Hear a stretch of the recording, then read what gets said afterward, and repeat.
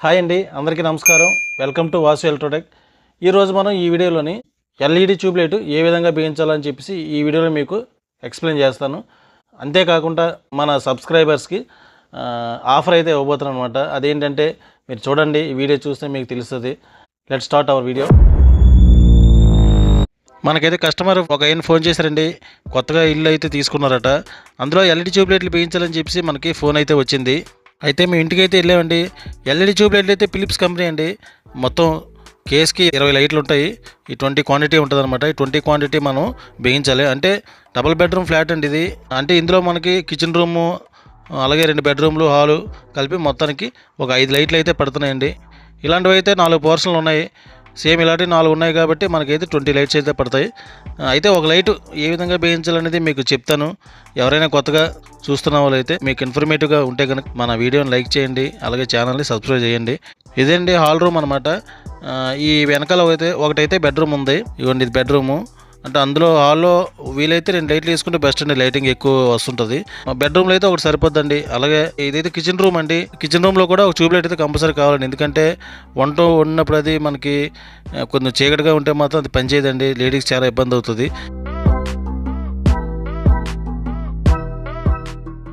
ఇది ఒక బెడ్రూమ్ అండి, చిల్డ్రన్స్ బెడ్రూమ్ లా ఉంది ఇది. ఇందులో కూడా ఒక ఎల్ఈడి లైట్ అయితే వేసుకోవాలండి. మొత్తం అయితే హాల్లో 2 ఉన్న 3 రూముల్లో 5 లైట్లు అయితే పడుతున్నాయండి. ఫస్ట్ అయితే ఎల్ఈడి ట్యూబ్ లైట్ బిగించే విధానం ఏంటంటే మార్కింగ్ చేసుకోవాలండి. చిన్న పెన్నుతో తీసుకొని పైన ఒక గీతలు పెట్టుకోవాలి. అంటే లెవెల్ చూసుకోవాలి. ఒక మనిషి కింద నుంచి లెవెల్ చూసుకొని స్ట్రైట్గా ఉందని కన్ఫర్మ్ చేసుకున్న తర్వాత పెన్నుతో అయితే లైన్ గీసుకోవాలండి, 2 లైన్లు.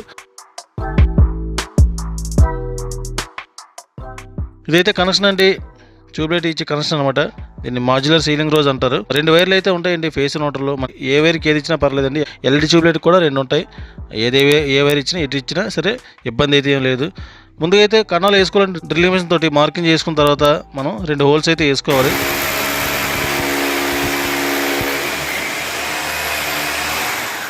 డ్రిల్ బిట్ సైజ్ అయితే 6 mm అనమాట.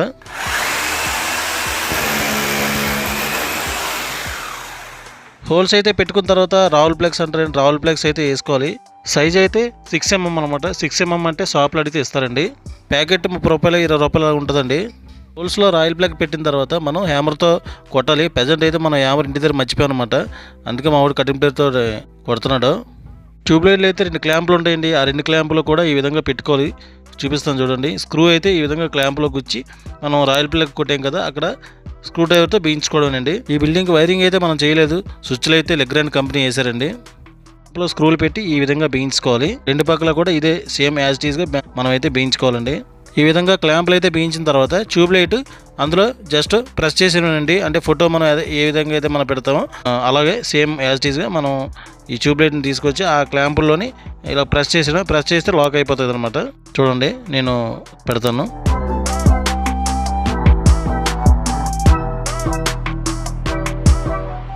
ఇవన్నీ ఇంతేనండి. ఇలా ప్రెస్ చేస్తే మీకు సెట్ అయిపోద్ది అనమాట. కనెక్షన్ అయితే మాత్రం పేసి నోటర్లు ఉంటుందండి. లైట్కి పేసి నోటర్లో ఏది ఇచ్చినా పర్లేదు. రెడ్ బ్లాక్ ఉంటుంది. మనం సేమ్ కలర్ ఇవ్వాలని ఏం లేదండి. అటు నుంచి అటు ఎలా ఇచ్చినా పర్వాలేదు, లైట్ అయితే వెలుగుతుంది.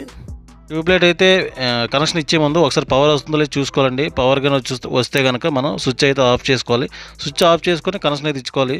ప్రజెంట్ ఈ ఇంటికి అయితే కరెంట్ ఇంకా లేదండి. అంటే మీటర్ ఇంకా రాలేదు. Lineman meter తెస్తామన్నారు.